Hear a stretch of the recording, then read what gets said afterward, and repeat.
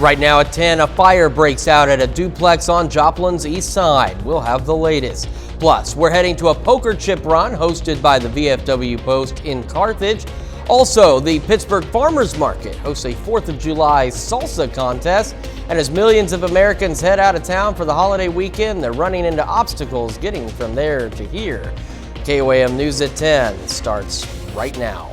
Thank you for joining us tonight. I'm Chris Warner. Developing overnight, a fire breaks out at a duplex on Joplin's east side. Officials say just before midnight, a passerby saw flames at a duplex in the Joplin Housing Authority complex at 409 South Ozark. When fire officials arrived, they found heavy smoke and flames showing. No one was at home at one of the duplexes. However, emergency responders rescued a wheelchair-bound resident from the other duplex. The fire marshal has been called in to investigate the cause of the fire, and officials say it appears the fire started in the shared attic space above and spread between the two units. Monette police are investigating an unattended death. Officials say Thursday evening they were called to the 100 block of West Nelly in reference to two deceased subjects. When officers arrived, they found 71-year-old Daniel Olson and his spouse, 64-year-old Tamara Olson, dead inside the home. The incident is under investigation by the police department. Police say that there's no sign that there's any danger to the community. It was another warm one today, and it looks like warm weather's here to stay. Nick Kelly joining us. For some, Chris, that people saw rain and storms this morning in our northern counties actually helped them out with temperatures. So everybody else, in general, just fared cooler than the mid-90s we saw the other day. Joplin, for example, didn't pick up on any rain this morning, but a high of 92, better than the mid-90s the other day after we started at 75. Here's your Skywatch storm tracker, the radar view showing some more scattered storms firing up at southeast Kansas, picking up a bit in our southern counties on top of Grand Lake, and right along the Kansas-Arkansas state line. This is happening once again because the same stationary front that gave us some morning rain and storms still on top of us and poised to do it all over again for tomorrow morning. Temperatures in the meanwhile, upper 70s to lower 80s. If the humidity is not resulting in any rain where you are, it feels like the mid-80s still in some spots. Quick look at your day planner has the widely scattered storms continuing through the overnight. Nothing too rambunctious though. We'll start at 73 in the morning. We'll watch for additional widely scattered storms in the afternoon, Chris, with highs near 92. We're going to trend dry for the 4th in the week ahead, but hotter, unfortunately. Details in a few. All right, Nick, thank you. The Combat Vets Motorcycle Association hosting their annual poker run. The goal is to raise money for local veterans and VFWs. Poker run consisted of 5 stops from Goodman, Knoll, Seneca, Joplin, and then ending in Carterville. These individuals knowing that we're doing this to help veterans out, whether it is someone needing a war meal or help with putting shingles on the roof or helping get moved, we've done that. For more on this story, you can go to our website, KOAMnewsnow.com. Parsons Historical Society has added another piece to tell the story of the city. Today, they held a ribbon-cutting celebration for the grand opening of the Farm Heritage Museum. The museum has farming equipment dating back to as far as the 1800s. There were more than 100 people in attendance. Well, anytime you see a turnout like this, you can tell that the people loved what you've done. And I mean, if nobody would have showed up, you knew that we screwed up. But as it is, the turnout here, I would say there's probably well over 100 people here. The Farm Heritage Museum is now the 3rd museum of the Parsons Historical Society.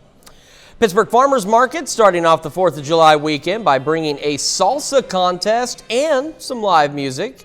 Beginning at 8 this morning, they had the salsa contest, and then from 10 until noon, they had some live music. And the vendors' items that they brought ranged from jewelry, produce, to even some meat. Incredible. As you can tell, all of our vendors sold out almost, which is great because they even brought extra today. And it was just good for everyone. Everyone enjoyed the salsa contest and the live music. Pittsburgh Farmers Market, located at 119 East 11th Street. Rising fares and canceled flights are not stopping Americans from traveling this holiday weekend. TSA says 2.46 million people passed through airport security checkpoints on Friday, setting a new pandemic-era record. Elise Preston reports from Newark Airport. The TSA says average passenger volume in airports across the country reached 2019 July 4th levels this week as Americans tried to get out of town. Some were successful, others not so much. We just got here. They let us know right now that I got canceled. Alam Khan is trying to get to Toronto for his own wedding on Sunday. I'm just going to shoot her a call and be like, look, babe, I'm kind of stuck here for now, but I'll be there as soon as I can be. On Friday, there were more than 6,800 flight delays and 587 cancellations, according to the tracking site FlightAware. Delays and cancellations continued into Saturday due to weather and continued airline staff shortages. So much just happened with early retirements during the pandemic. The airlines really paid a lot of people to retire, and they now need to backfill that a lot faster than they expected they would have to. This while passengers are paying 25% higher fares in just the last 12 months. I don't think prices matter at this point. I think people just need to get away. And hitting the road is what a record 42 million people will choose this holiday weekend, according to AAA. 2 children, 2 dogs, and an iPad, and a lot of snacks. The average price for a gallon of regular is $4.82. That's down from the all-time high of $5.01 set just 2 weeks ago, but still $1.70 more than 1 year ago. President Biden tweeted to gas companies this morning, "This is a time of war and global peril. Bring down the price you are charging at the pump to reflect the costs you're paying for the product, and do it now." Elise Preston, CBS News, Newark, New Jersey. To add to the travel headaches, a computer glitch with American Airlines could create big problems for travelers this month. The glitch caused pilots to drop shifts in July, which could affect over 12,000 flights. American Airlines says it's working to resolve the issue. And we take this time now to honor one of our many four-state heroes. Charles Lawrence served in the Army during Vietnam with the 52nd Artillery, his hometown, Joplin. We're proud to recognize Charles Lawrence, tonight's four-state hero. Coming up, there's already meatless meat, but what about beanless coffee beans? A Virgin Orbit rocket launched into space on Friday night from the Mojave Desert in Southern California. The modified jumbo jet was carrying U.S. Defense Department satellites. It was Virgin Orbit's 4th commercial launch and first night launch. Virgin Orbit named the mission Straight Up after the hit on Paula Abdul's debut studio album Forever Your Girl, which was released through Virgin Records in 1988. Later this year, the company will launch 2 satellites on a mission flying out of Newquay Airport in England. Satellites will conduct radio signal monitoring tests in a joint project with the United Kingdom's Ministry of Defense and the U.S. National Reconnaissance Office. Pretty soon, you may have a date with a morning coffee that's not from the coffee bean. If you've done meatless meat, why not do coffee beanless coffee? Atomo Coffee, plant-based coffee substitute, could challenge the coffee industry. Atomo makes a cold brew coffee made from upcycled date seeds along with grape, chicory, tea-source caffeine, and other flavors. Atomo claims it's more environmentally friendly than coffee and uses less water and wins 2-1 in blind taste tests. An electric car maker faces a new lawsuit alleging racial abuse. 15 former and current Black Tesla employees are suing the company, alleging racial abuse and harassment. The workers say they were regularly subjected to derogatory racial comments by colleagues, managers, and human resources employees in its California production facilities. Tesla is facing at least 10 discrimination suits. The company says they have regularly dismissed employees for misconduct and have rolled out new training programs to reinforce conduct requirements. A British company is making electric trucks with a hydrogen cell component for heavy goods use. Teva is launching a hydrogen electric HGV, or heavy goods vehicle, for hauling cargo and heavy materials in Great Britain. Teva says its new technology should deliver zero emissions across a range of industries. The hydrogen cell added to the battery will boost vehicle ranges to carry freight over longer distances. The vehicle has a range of up to 310 miles, and refueling can be done in 5 to 20 minutes. To Ukraine now. In a deadly week across major cities, the number of dead has risen to 21 from a Russian airstrike near Ukraine's port city of Odessa. CBS's Ramy Inconcinto is there on the Black Sea coast with the latest. As residents slept, 3 Russian missiles fired from the Black Sea shattered these apartment blocks in this seaside village near Odessa early Friday. Among the dead, a 12-year-old boy. We heard the strikes. We helped carry away those who survived and those who died. President Volodymyr Zelensky, in his nightly address, said it was deliberate Russian terror to cause fear. Just hours after Russian forces retreated from Snake Island, a strategic 20 miles off Ukraine's coast. This week, at least 67 people have died in rocket attacks across the country, including this residential complex in the eastern city of Bakhmut today, this shopping mall in central Ukraine Monday, and this apartment in the capital Kyiv Sunday. President Biden, wrapping a NATO summit in Madrid, said the alliance would stick with Ukraine for as long as it takes. His administration unveiling a new $820 million arms package that includes more rockets for U.S.-supplied HIMARS, mobile launch systems that destroyed Russian targets last week, and the supply of 2 NASAMS, medium-range surface-to-air missile systems. In a war of optics, Russia's defense ministry released this new video of tanks firing missiles after Russian President Vladimir Putin attended a summit of Central Asian countries, his first trip abroad since he ordered Ukraine's invasion last February. While in Kyiv, the European Union flag was paraded into Ukraine's parliament. The hope here, quick entry to the Western Bloc, with no quick end to the war in sight, as Russian rockets rain down nearly every day. And there are reports of explosions today in the city of Mykolaiv, which borders this region of Odessa just to the east. The mayor has ordered everyone to stay in shelters. That city lies right on the front lines with Russia, and it could very well be its next target. Ramy Inconcinto, CBS News, Odessa, Ukraine. A little later, an incredible rescue story coming out of northeast Oklahoma. Plus, I'm tracking some scattered storms to get the evening and overnight started, but I'm also tracking heat for the coming week. Forecast next.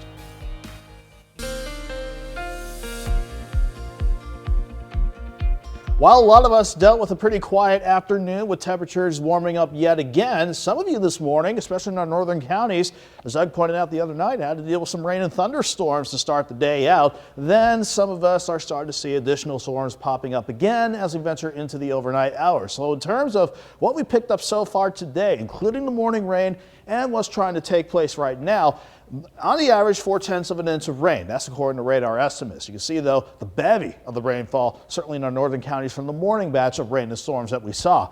But the Skywatch storm tracker has started to pick up on the rain and storms developing yet again as we go through the rest of the late night. You can see scattered storms around, let's say, from Chanute back down through Neodesha, Fredonia, then working back into our far western parts of the viewing area, and additional storms working over Grand Lake and right along the make that Arkansas Missouri state line. This is going to be the overall trend as we go throughout the course of the night. But for the time being, though, can't deny we're still looking quiet from Indigo Sky outside of Seneca, Missouri, and from 7th and Range Line as well. And as far as where we sit temperature-wise, we are sitting in the upper 70s to lower 80s right now across the entire region. But you factor in dew points that are sitting into the upper 60s to lower 70s. If it's not resulting in rain where you are right now, it's making it feel like 87 in Lamar, 85 in Carthage, generally upper 70s to about the mid 80s across much of the region. So why on earth, after we saw the rain and storms this morning, are we seeing them fire up again on top of us? The same reason why we had the rain and storms this morning. This stationary front still parked right on top of the region, plus with the jet stream right on top of us and some energy riding along it, that's aiding in lifting up the moisture and getting our rain chances to fire up once again. But both features will start lifting north starting tomorrow, certainly on the 4th. But as that dries us out, that's going to allow the upper levels to really ramp up and lead us through a hot stretch as we go through much of next week. As far as the short term goes, we're looking okay overall. Most of us staying dry, but we're going to watch for widely scattered storms under partly to mostly cloudy skies through the overnight.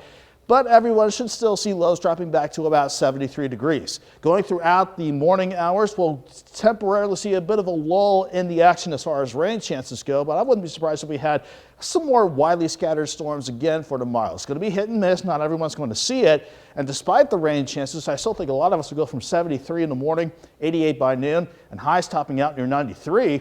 Then, once we get past Sunday evening, you can see how dry we get for our 4th of July with partly to mostly sunny skies. That's going to take us from a low of 74 on your 4th of July to 91 by noon. Highs near 97. So we're going to be dry for the 4th this time around. But because of this building upper level ridge, that's going to allow the heat to really build in. And that will certainly be the case for Tuesday, Wednesday, Thursday, and even Friday of next week. And hopefully this ridge can buckle down a bit and allow for slightly cooler temperatures and maybe some additional rain chances by the time we hit the end of the week. But it's July, so it's certainly going to feel like it as we go through the course of the week. 92 tomorrow, 97 on your 4th. Upper 70s to near 80 for lows Tuesday, Wednesday, Thursday, and Friday morning, Chris, and highs. Maybe 100 to 103. With a little humidity, it can almost feel like 110 on some days. It's certainly going to be summer in the 4 states, and boy, summer's really just kicking in this week. Nick, thank you so much. Coming up in sports, McDonald County Baseball aims to stay undefeated in the Heart of America Firecracker Showcase Tournament, and the St. Louis Cardinals make history today in their matchup with the Phillies. Jacob Leonard's got that and more next.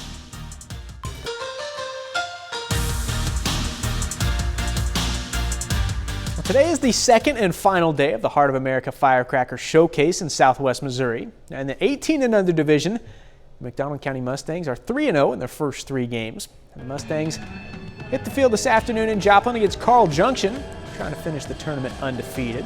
We'll pick it up bottom of the first. Tucker Walters on second. Pitches a strike, but Walters showing off the speed. Steals third there. Now right after that, runners on the corners. Isaac Bim on first. Takes off and steals a base of his own. So 2 runners in scoring position for Weston Gordon. Gordon would deliver the first one. Drops this one into the grass. Walters in. Game is tied at 1. And Destin Dowd would give McDonald County their first lead of the game. Same inning. Grounds it to short. Good enough to get the guy in from third. Mustangs go up and they would extend their lead. McDonald County takes down CJ in this one 7-3. Well, the Joplin Outlaws are off tonight. Here's a look at where they stand right now in the Mink League South Division. After dropping back-to-back games to Sedalia, Outlaws are now in second place in the division behind the Bombers with an 11-14 overall record. Joplin's 4-6 in the last 10. They'll be back in action tomorrow night on the road against Nevada. The Griffins, by the way, are in 4th place, but they've won 3 in a row and 4 out of their 5 meetings this season with the Outlaws. The St. Louis Cardinals face the Philadelphia Phillies for Game 2 of their 4-game series this afternoon. Now, the Cards dropped Game 1 last night 5-3. St. Louis trying to even the series today, and their bats got hot early. No kidding.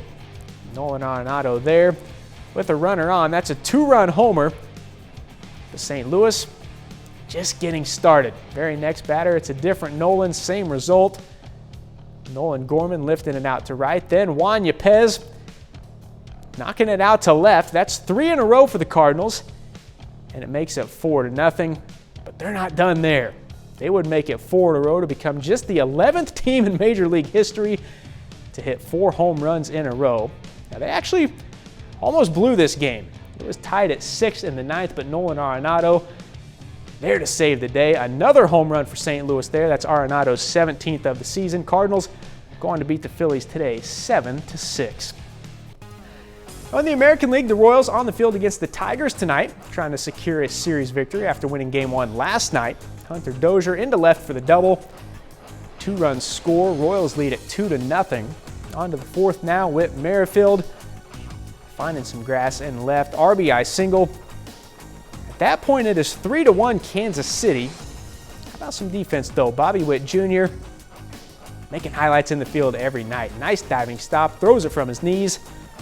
Royals were up 3-2 going to the ninth, but bad news in the ninth. Victor Reyes makes it a tie game here. Solo home run. His first of the season. It is 3-3. Next batter, Riley Green. To the deepest part of the park, man. He ends it with a walk-off homer. That's actually his first career home run. Tigers stun the Royals in this one 4-3. And that's a look at sports. We'll be back with more news right after this. An Oklahoma sheriff's deputy says he was in the right place at the right time when he got the call about a child drowning. He said it was the first time he performed CPR on a child, but it helped save the 2-year-old's life. Sam Gelfand has the story. As soon as Deputy King got out of his car on June 18th, the first thing he heard was the screams. I can definitely tell they were in some sort of shock. A 2-year-old girl, learning to swim for the first time, had drowned. The first thing I did notice was that there was fluids in the mouth. So that's why I rolled to the side. She's been out about 5 minutes, bro. I think it was just at the right place at the right time, especially with how long she's been unconscious. The time I got the call to the time I was on scene was just under 2 minutes. And I started performing back pats, delivering some back blows to the child's back, trying to alleviate any of the water or anything like that in her mouth, any obstructions. After several minutes of CPR, She's breathing? Yes. She's breathing. She's breathing. the girl was airlifted to the hospital in stable condition, all thanks to Deputy King's quick action. But here's the amazing thing. So this is the first time I've ever had to do life-saving measures on a child. I do have one child, one little boy, he's 4 years old. And then getting this call to a drowning, not even an hour into my shift, and an hour before I went to work, we were out in the pool swimming. So it definitely was like, it could have been anybody's kid, you know, thinking that I was just in the pool with mine. The girl made a full recovery after spending 4 days in the hospital. Meanwhile, King says that children should be wearing flotation devices anytime they are in or near the water. And as he mentioned, you know, just talk about being in the right place at the right time, and it's important information to remember because it's 4th of July weekend. Everybody's going to be out, so make sure you're taking proper precautions, and you might want to be taking proper heat precautions as well. Yeah, all the more reason why to be safe around the lakes because, of course, you want to be safe. You want the children to wear those flotation devices, and plus that's going to be one of the main ways to stay cool given how temperatures look through the rest of the week. 92 tomorrow with maybe some scattered storms around. Dry for the 4th and dry through Thursday of next week, but we'll see the thermometer really pushing into the upper 90s to lower triple digits by then. Not looking forward to it, but it is summertime. Yeah. Nick, thank you. It's our time for now. We'll be back here tomorrow night, and thanks for making us part of your night.